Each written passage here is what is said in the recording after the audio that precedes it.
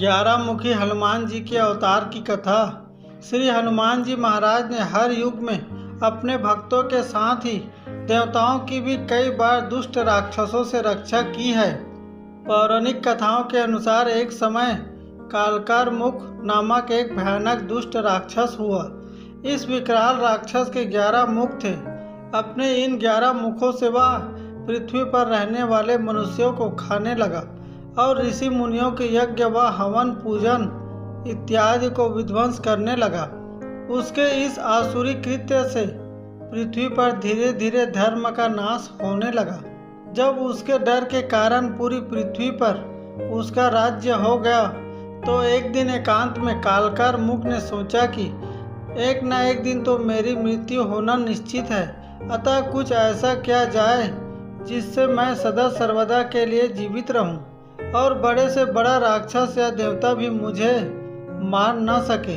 किंतु ये एक असंभव कार्य था, क्योंकि परम पिता परमेश्वर ने इस संपूर्ण सृष्टि की रचना इस प्रकार की है कि इस पृथ्वी पर हर व्यक्ति नाशवान है, फिर चाहे वो कोई राक्षस हो या फिर कोई सामान्य मनुष्य, किंतु अपने मन में सदा जीवित रहने की इच्छा पाले।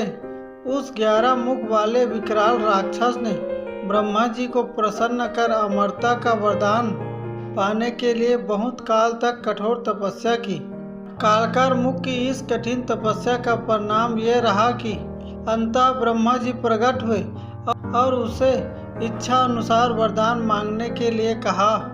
ब्रह्मा जी के ऐसा कहते ही कालकार मुख ने उनसे अमरता का वरदान मांगा, किंतु ब्रह्मा जी ने उसे इस वरदान को देने में अपनी असमर्थता व्यक्त की, क्योंकि ये प्राकृतिक के नियम के सर्वथा विपरीत था। अतः ब्रह्मा जी ने उससे कोई अन्य वरदान मांगने के लिए कहा, जिस पर उस दुष्ट राक्षस कालकार मुख ने चालाकी पूर्वक ब्रह्मा जी से एक दुर्लभ वरदान मांगा। उस राक्षस ने ब्रह्मा जी से कहा कि हे ब्रह्मदेव, आप मुझे वरदान दीजिए कि जो मेरे जन्म की तिथि पर 11 मुख धारण करे, सिर्फ वही मुझे मार सके। ब्रह्मा जी उसकी कुटिलता व चालाकी देखकर अत्यंत प्रसन्न हुए और तथास्तु कहकर अंतर ध्यान हो गए। इस प्रकार ब्रह्मा जी से ऐसा दुर्लभ वरदान पाकर वह राक्षस निरंकुश हो गया और पृथ्वी लोक के साथ ही स्वर्ग लोक में भी भयानक उत्पात मचाने लगा। पृथ्वी पर अपना आतंक स्थापित करने के बाद एक बार कालकार मुख ने स्वर्गाधिपति इंद्र को युद्ध के लिए ललकारा। ये देखकर इंद्र सहित सभी देवताओं में भयानक खलबली मच गई, क्योंकि देवताओं को ये पता था कि ब्रह्मा जी के वरदान के कारण इस भयानक राक्षस को कोई भी मार नहीं सकता। अतः सभी देवता भागकर भगवान विष्णु की शरण में पहुँचे और उनसे इस दुष्ट राक्षस से मुक्ति दिलाने के लिए प्रार्थना की। सभी देवताओं को इस प्रकार आर्तनंद करते देख भगवान नारायण ने महाबली हनुमान जी से सहायता मांगने को कहा।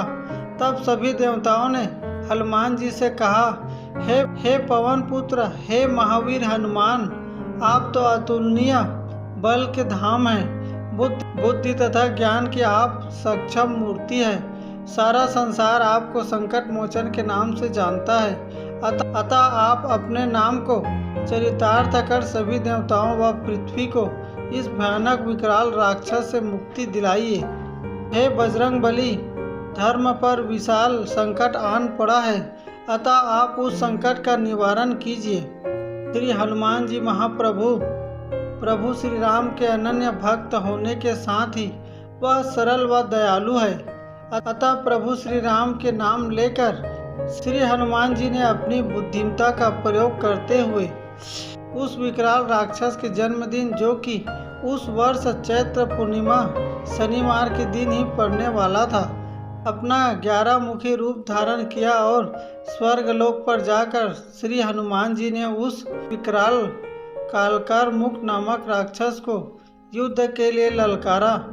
हनुमान जी की युद्ध की ललकार सुनते ही कालकार मुख अपनी विशाल सेना लिए हनुमान जी की ओर युद्ध करने के लिए दौड़ा।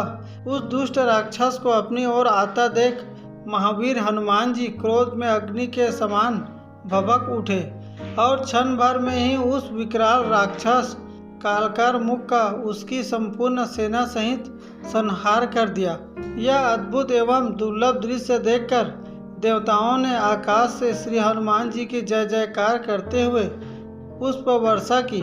साथ ही सभी देवताओं ने श्री हनुमान जी के इस रण कौशल को देखकर उनका यथोचित सम्मान किया। महाबली हनुमान जी के इस 10 मुखी रूप का पूजन, ध्यान व दर्शन करने से सभी बुरे कर्म व चित्त के दोषों से मुक्ति मिलती है। 11 मुखी हनुमान का मंदिर देहरादून के पास है और कहा जाता है कि हनुमान जी ने यहाँ विश्राम किया था। इस कारण से इस मंदिर की स्थापना हुई है। माना जाता है कि 11 मुखी हनुमान जी की आराधना से कठिन समस्या भी दूर हो जाता है, क्योंकि 11 मुखी हनुमान में असीम शक्ति समाहित होती है, जिसकी पूजा से ऐसी कोई समस्या नहीं जिसका निदान ना हो। 11 मुखी हनुमान कवच के पाठ से किसी भी प्रकार का भय, भूत प्रेत या बाधा से मुक्ति मिलती है। अगर आपको यह कथा अच्छा लगा हो तो प्लीज़ चैनल को सब्सक्राइब कीजिए। हम इसी तरह पौराणिक व शिक्षाप्रद कथा लेकर आते हैं। धन्यवाद।